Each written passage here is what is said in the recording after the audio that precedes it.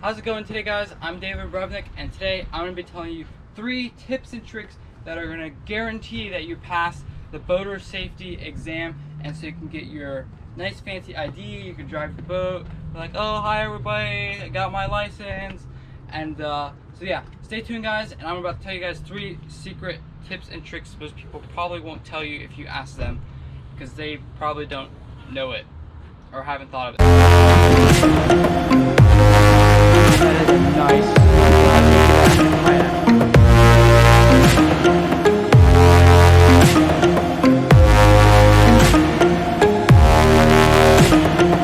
So with that being said, let's get into it, guys. So the boater safety course, I feel like it's something that should be required for all boaters, regardless of their age, which is currently based off of is age. It's not based off of gender, it's not based on anything like that, it's based off of the age. So if you're born before a certain date, I want to say it's 1999, something with a 9. That question is not on the test, by the way, so that's good to know. I'm not really sure, so just go ahead and comment down below if you know. But it's basically just a thing where it tells you like all the basic safety stuff for a boat. It tells you all the basic laws. It tells you some of the basic safety equipment you should have or have to have. Most stuff you should have. You should be really safe on your boat. You should have all the life jackets, you should have all the flares, you should have an E-perb on your boat too. Don't forget about that. That's really important, especially those of you guys that are following me and like to fish. That's really important. I don't care if you have a skip, a kayak, a canoe, or anything, or even one of those personal locator beacons. You just put on your fishing belt and that you're good. So it basically is just a general overview of boating. It tells you some basic rules, like tells you passing, the lights on the boat. That's really important for nighttime navigation. It tells you all this basic stuff that I feel like everybody should be taking. So I feel like if you own a boat and you're gonna drive a boat, you should be taking this. I took this test when I was 10 years old, so I know you guys can pass it for sure, 100%. And I know my card's probably gonna look different from you guys, but they're gonna mail in a card. It took me like 10 days. Some people took 2 or 3 weeks. I'm not 100% sure how long it would take, but it's gonna look something like this. This is how the card is gonna look. I don't know how, if it's too big or too small. And then the back looks like that.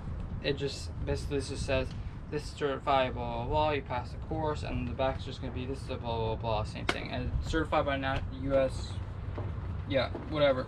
You can feel free to read that, guys. I'm not gonna read it. And then it's kind of a nice card. It's not really bad. I mean, it looks nicer than your driver's license. But so number 1, the first big, most important tip that you guys are really gonna need to pay attention to is to smash the like button for the YouTube algorithm, subscribe, and hit the notification bell. That way you don't miss any future video, guys. So that's actually not the first tip, just kidding. But the first tip is definitely gonna be is to not be gentle with the material they give you. So you're gonna be able to take the test in several different ways. You're gonna be able to go in and take it. You're gonna be able to take it online, or you can do what I did. Just go in, sacrifice a Saturday. I know you guys be thinking, oh, my weekend's gone, I could be going fishing. Well, it's probably going to be worth it, and because you'll be able to fish on a boat and drive a boat if you take this test. And even if you're older than this, I think it's something you really need to know. That way you're much safer on the water, you're not as dangerous to other people around you, and it's really something important. So I would recommend going and taking it on the, just go one day, knock it all out. That way you have everything fresh in your mind. They give you a lunch break, so no need to worry about that. And I think, well, at least I got free cookies. They might give you free cookies, I'm not sure. But you're probably gonna be able to get some free stuff they give you, like food. But don't count on that as your lunch, it's just like a snack. And so this is really something that a lot of people, I feel like, are too, they don't even think about it. They think it's like inappropriate almost.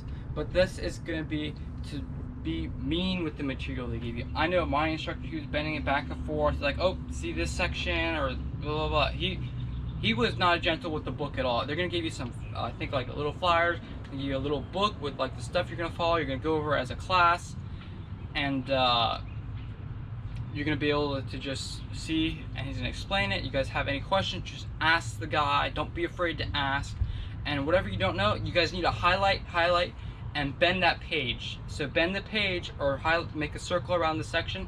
So make sure you bring a notepad, some pencils, some pens, some highlighters. It could be different colors. I prefer just one yellow highlighter, that's just me. And mark all the stuff that you're having trouble with understanding or you don't really know. So if you are taking it all in one day, during your lunch break, if you're smart, you can review that book and eat your lunch.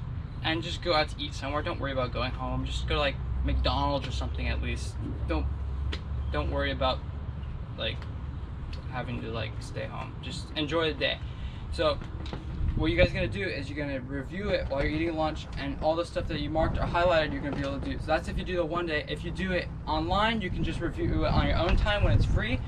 It would probably still be a good idea to just go like some little cafe or something and just review it. That way you have peace and quiet. You don't have to worry about other people around unless you're single and you have a whole house to yourself. And or if you do it through multiple days, that night when you get home you could review it before you go to bed, and you could think about it. You could review it in the morning. You could wake up earlier and review it the next day, and you could really just need to review it. And that's the stuff you need to pay attention to. That way when you take the test and you say, oh, I didn't do good on this section, let me go review it, and then you're gonna be able to see all the stuff that you feel is important too, and stuff that you struggled with. You're gonna be able to review, and then you're gonna be able to ace the test. So I think the test you need to get 70 to pass. Maybe it's a 90. Correct me if I'm wrong, and down in the comments down below. It's really something that's not hard, and you guys should really be able to do it. So that's tip number 1, is to mark everything you're having trouble with, review it, and then that when you take the test you can go back to it and you know what's important and what's not, and stuff that you really mastered and what you haven't mastered. So now with tip number 2 is to review the stuff you do first on your test. So you're probably gonna be thinking, uh-oh, well, shouldn't I start from the beginning of the test? What if I mess up my answers or not? That's gonna be carried into the next tip. The answer is no. The first section that you should be doing on your test is the law section. Why? Because that is the last section you're gonna go over with your class. So when you go over the law section and you go take the test, you're gonna have it all fresh in your mind and be like, oh, know this, know this, know this, know this, know that. You're gonna know it all. I got ace that section, 10 out of 10 on that section. There's a total of 60 questions on the test. I got 3 wrong, giving me a 95%.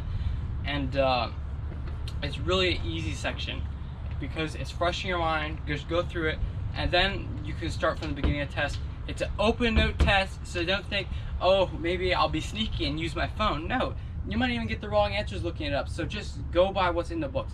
Everything that you're gonna need on the test is in the books. It's gonna probably even be the exact same wording. I don't remember exactly, but it's super useful, and you're really just gonna be hurting yourself more if you try to look it up, because a lot of times things might be wrong.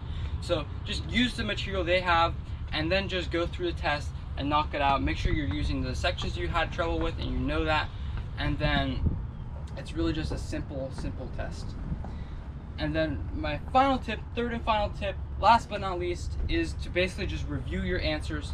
You have plenty of time to take this. Believe me, I think it's like 5 or 6 hours you have. You have way more time than you could possibly even need.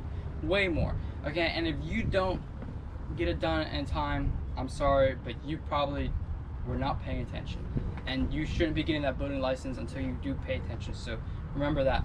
So just review your answers, everything at the end. You're gonna have time for sure. Just review it. If there's something you weren't really sure about, feel free to go back in the book, look, especially if you have the course taken online or through multiple days and it's not the same day stuff where you can't remember like a whole book in order almost, but you get a general idea. Just go and flip through it before.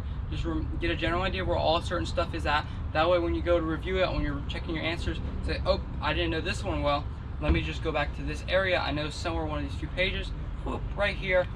There we go. A+, 100%. Now, the odds of you getting 100% are not unlikely. It is actually a pretty easy test.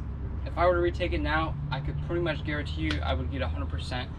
And it's really not hard. I did do better than all the grown-ups in my class. Me and my friend tied. And it was really not a hard test, guys, so there's nothing really to stress about. And thanks for watching today's video, guys. Make sure to give me a like on this video, subscribe, and hit the notification bell, and good luck on your test, guys.